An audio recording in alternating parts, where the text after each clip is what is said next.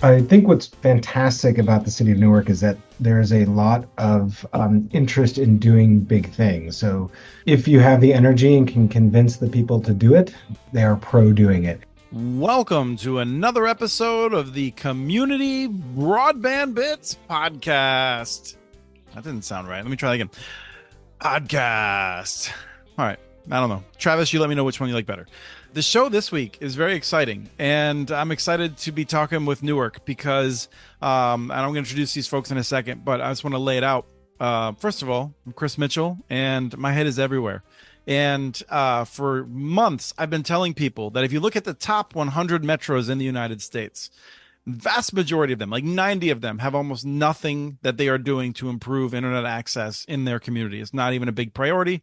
They talk like it is, but they don't have any plans. But Newark has been doing this for a while. We've talked about it one other time, and now we're going to get the latest and greatest. We have on Aaron Meyerson, the Chief Innovation Economy Officer and the Director of Broadband. He's working with Invest Newark, which is an economic development agency, and the Newark Alliance, which is focused on trade. Welcome, Aaron. Thank you so much for having me. And we also have from the city Anthony Avent, the technical operations person for the city of Newark. Welcome. Thank you.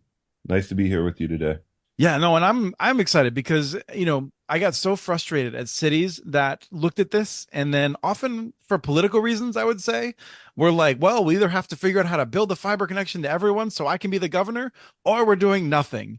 And Newark had the wisdom to say, let's figure out how we can make a difference with some modest investments and figure out how to really make people's lives better, how to improve business, and that sort of a thing. So we have talked about this before. As I said before, Seth Weiner was on the show back in episode 511 on June 30th, 2022.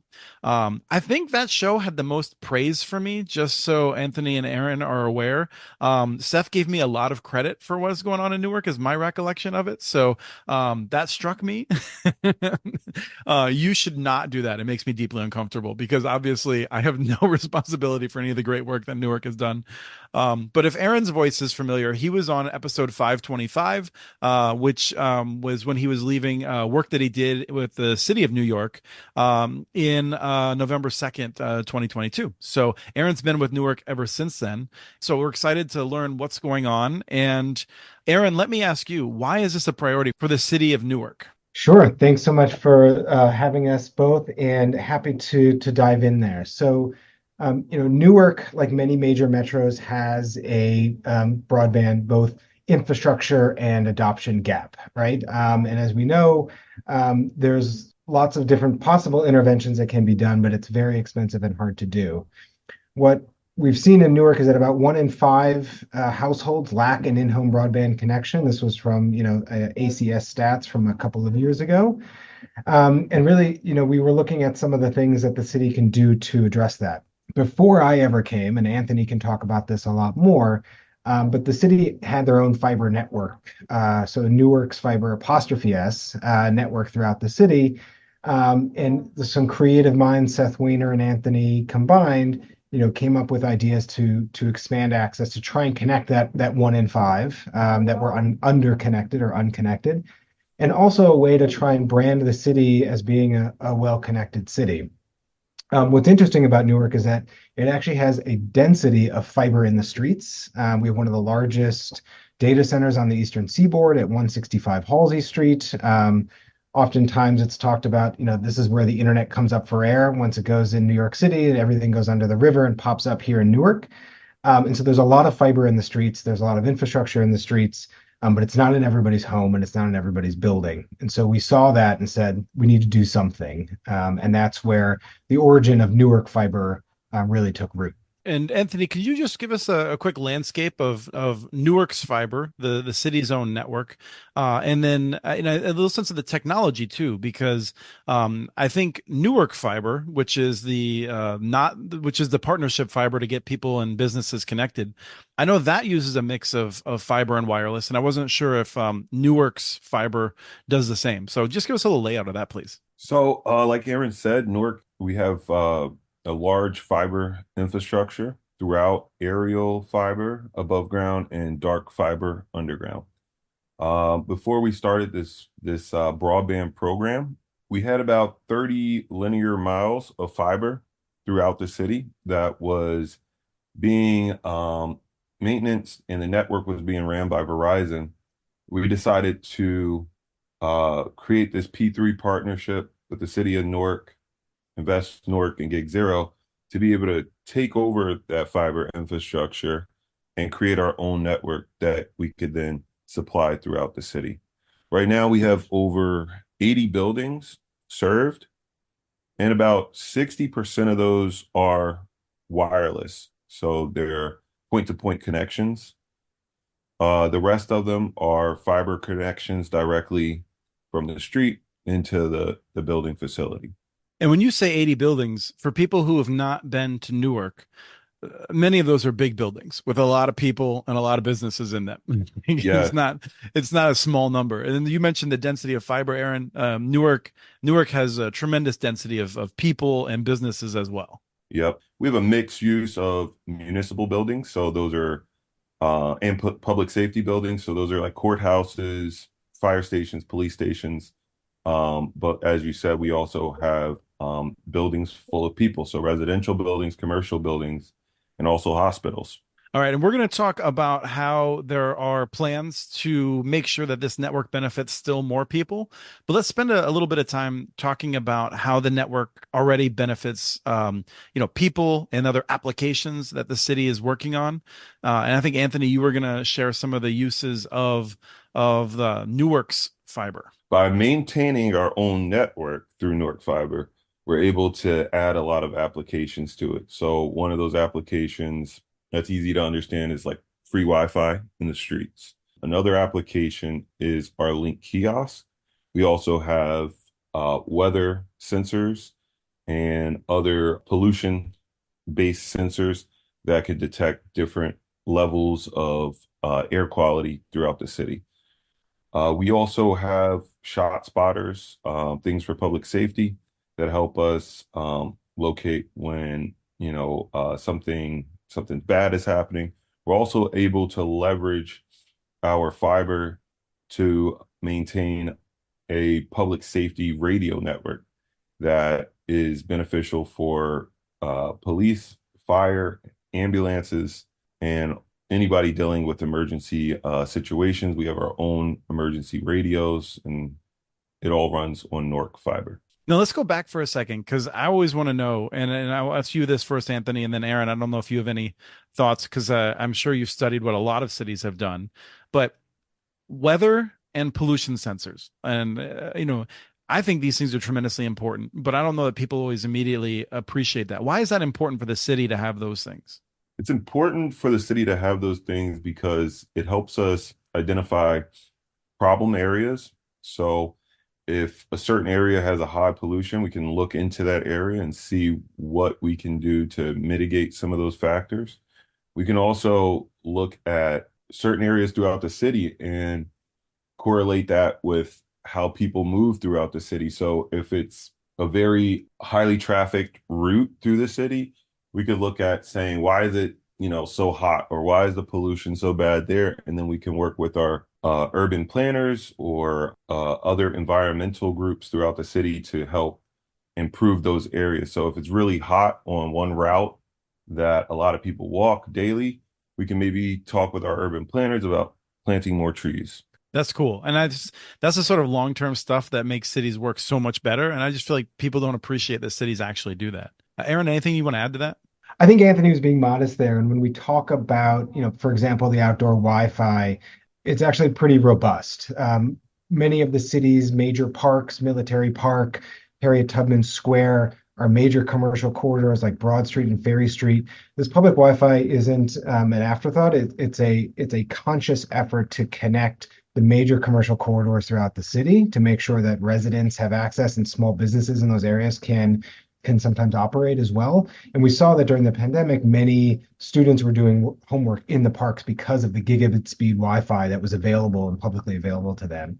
And we've made strategic investments to expand that. So Riverfront Park, in the city was recently lit up, as well as the expansion on Halsey Street in partnership with the Rutgers Newark Connecting Minorities Communities grant, which helped fund that work by trying to, they're trying to improve both connectivity on their campus as well as the city itself. One of the other great things that the network has allowed us to do, and just generally sort of having ownership and control over it, is focus on specific projects. So, for example, one of the things Anthony and team led over the last year or so was connecting all sorts of recreation centers in all 5 wards. So there's rec centers in all 5 wards, and now have super high-speed internet.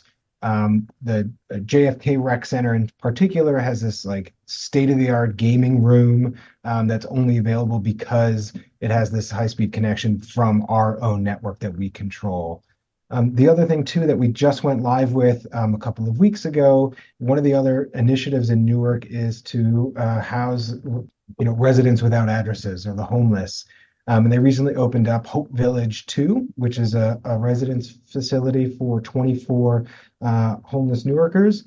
And every unit has a Newark fiber Wi-Fi connection from our network from point to point that we were able to install there. And so this network really allows us to do a lot of the strategic interventions that we want to do to address not just connectivity, but making sure that all avenues of the city's sort of priorities are addressed here. I think the other thing too, we mentioned there's about 70 buildings that are connected. Again, this is, to your point, Christopher, primarily in the downtown core. But there's, hundreds of clients that are on that network, both residential, commercial, in the city itself that are using that network. And, that continues to grow as we get more clients and customers signed up on the network. Newark Fiber, as the brand, public-private partnership, is always trying to look for partners and new clients to help us, expand the network and expand our operations as well. When Aaron's talking about the Wi-Fi network, currently we're servicing about I'm looking at the numbers, about 7,200 people on average daily in those parks that we just talked about. We're also able to leverage that network for outdoor events. So we just had 24 hours apiece. We were able to supply that full concert for the 24 hours with gigabit connections. But what's important to note is that we were able to do that in a day or 2 day effort, right? So without this network, that would have taken much longer. Other service providers weren't in the area, but we were. So we were able to, if the mayor or somebody wants to have an event, we're able to turn on that connection pretty quickly and save ourselves costs and time on planning these events out. Cool. The question that often comes up with this is one of owning the network. People assume that you then have to hire Wi-Fi engineers and all this other stuff, and that's an option. But I'm curious, for this work, do you have contracts? How do they actually organize the work getting done? So it is a complex web of labor. So the way we can try to describe it is that the city itself, so Anthony and his team own the fiber cable. It's a large strand count, 288 count of fiber that the city uses for its full operations. A portion of that is branded as Newark Fiber and connects those other buildings. Invest Newark, as the economic development agency, manages the contract with Gig Zero, our technical partner who actually provides the internet service for our customers. And then we work with local contractors to go out and do a lot of the labor for us. So whether that be splicing or lineman work or networking, and those contractors, we work with a number of different ones, but they're all local. And we really pride ourselves specifically on hiring local MWBE businesses, which are like from the community. And I think around 90 to 95% of every dollar we spend goes to local MWBE businesses. And that's really important for us. And it's something that we can consciously do because we have full control over that work. There's so much here. I'm excited to talk about a bunch of it. Let me ask if we can move on to talking about one other way you're working with businesses. How have some of the businesses benefited from this network being available? So I'll share one. So in one case, we have partnered, as the economic development agency for the city, we often work with a lot of small businesses that are looking to grow and expand, and they know to come to the city or to Invest Newark for support. One small company, the Downtown Realty Group, a local realtor, Melvin Sykes, is located on Halsey Street, a very popular commercial corridor here in the city. And they were having trouble getting the connection from the incumbent providers here in the city. They were asking them exorbitant fees to make the connection for his new office space.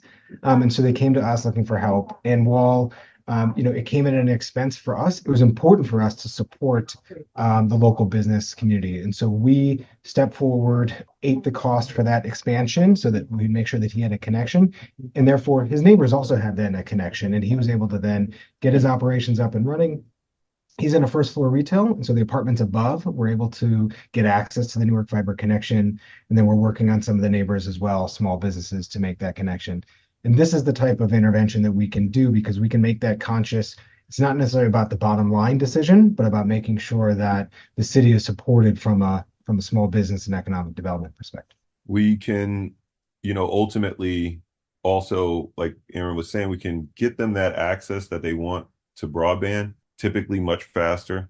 And on an annual basis, we're reducing costs significantly.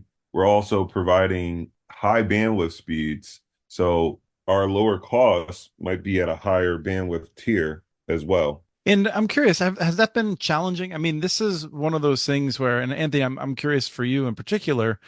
A lot of the folks I talk to who are the most technical people in a city's budget, they're intimidated by this, and they're like, I don't even know what questions to ask. I'm curious, like, how did you get into this, and can you give any words of wisdom to other folks that just don't know where to start? Like you guys were talking about earlier with Seth Weiner, I got into a lot of this with Seth Weiner, and he was a great mentor, but also, just digging into our right-of-way access agreements and different agreements throughout the city, understanding what we could do and what we couldn't do, and then looking at groups like Invest Newark. Really having a group like Invest Newark is really, really pivotal and important for running this type of operation because there's a lot of limitations that you do have as a city.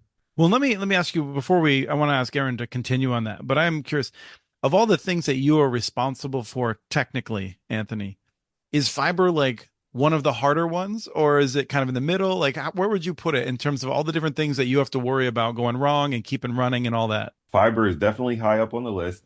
There's typically the hardest times are when we have broken fiber lines because we have so many different networks in the city to operate and manage.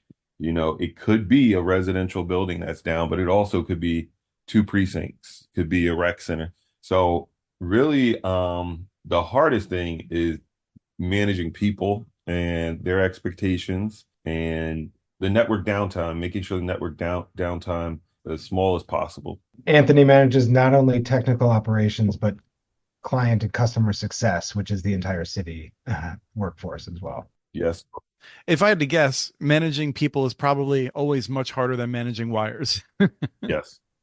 Yep. And so we have a large network, a lot of equipment, and a lot of different technical devices, but definitely managing people and their expectations and time management is really the difficult part. And doing that with, small staff here in the city. And then Aaron, do you have I mean, you came from New York City, which is incomparable to other cities in a lot of ways. But now that you've been at Newark, I'm curious, like, if you have advice for other cities that that might be thinking about this. I think what's fantastic about the city of Newark is that there is a lot of interest in doing big things. So a lot of the sensor work and outdoor Wi-Fi and generally like this larger Newark fiber project in general.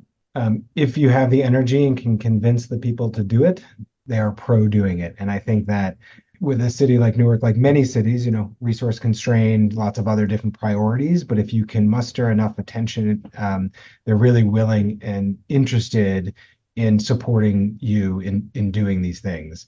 And I think in the city of New York, right, we're doing things.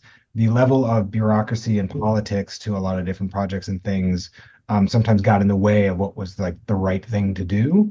And I think here in Newark, it's like, the right thing to do is to get affordable internet into as many people as possible And if we have a good way of doing it, like, let's do it. The answer is usually like, yes, try and find a way. And I think that, the city and the mayor is very good about, like, if there's an interesting and creative way to do things, yes, let's try and find a way, which has been really quite refreshing. So you've accomplished a lot, and you have residents, you have city agencies, you have businesses, small businesses, very large businesses on the network, but you have a plan for what's next. So what's next? So in terms of expansion, we tried to do a number of things over the last year or so. So one was promoting the Affordable Connectivity Program. We won an outreach grant, and so spent a lot of time and energy focusing on Newark specifically, given nearly 70% of the city was eligible.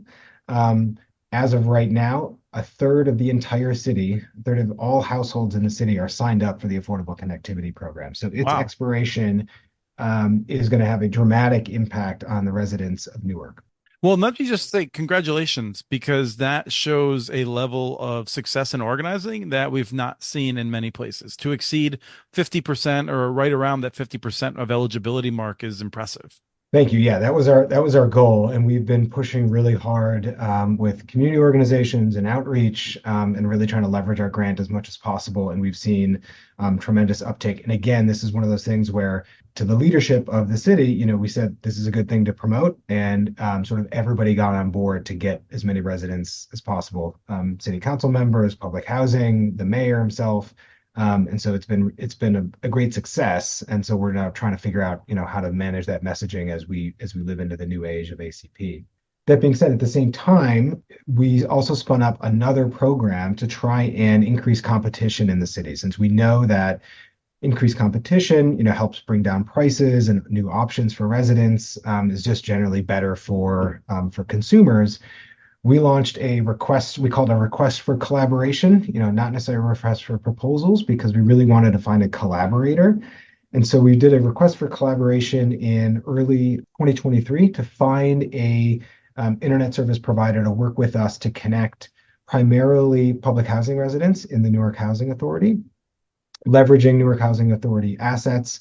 But also we gave access to, in partnership with schools and police and the fire stations, pretty much like any physical real estate that the city had control over, saying, hey, if you had access to this, what could you do? We've identified a vendor that we're working with. We are partnering with the Newark Housing Authority. And as of the end of last year, we have 12 public housing buildings with 1,200 units that now have access to new internet options in both the North Ward and South Wards of Newark. At the end of the year, we had over 200 residents that were signed up on that service. This is 200 megabit by 200 megabit service, so twice as fast as what the FCC defines as broadband. A little bit more than that, even. Yeah, we tried to push it, right? We were saying, if you're going to come in and to partner with us, we want you to be really fast, and they have to be fully free with ACP. So all of those residents right now are fully free. All 1,200 are eligible, and obviously the 200 are already on, completely free with ACP.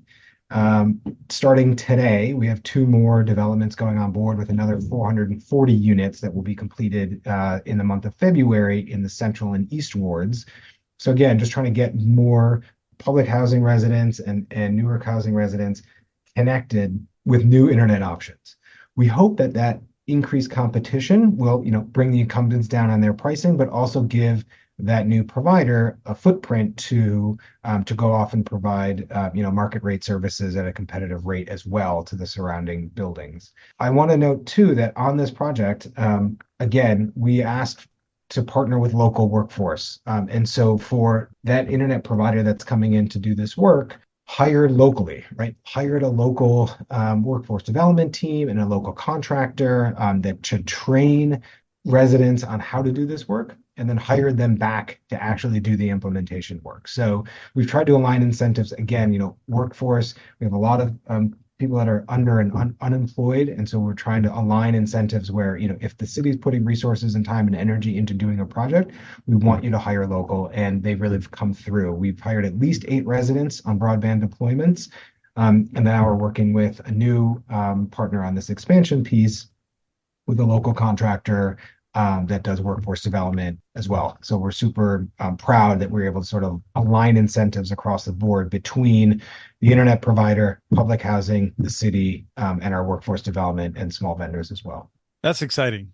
And one of the things I'm curious about as we're about to wrap up is, Anthony, I'm curious, as I said earlier, the vast majority of metro areas are not doing anything like this. Do you feel like you're path breaking, or do you just feel like it's Tuesday? Oh, no, I definitely feel like we're path breaking, making waves and doing something really important. We just received a grant from the National Science Foundation that we're working on with Rutgers University. With this grant, we've been able to install data servers to acquire data from our various sensors and devices, but not only from those places, we're also taking data from our departments and other sources to create a comprehensive dashboard to analyze all this data and resolve service conflicts throughout the city through a dashboard that I've never seen before. But I think by doing things like this, we're really pushing the dial and trying to do something different.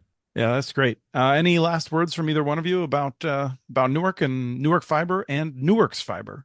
This is truly like a team effort, and the number of organizations and entities across Newark, which I think is also special, like the business community, the nonprofit community, the city itself all come together, then recognize that this is an issue.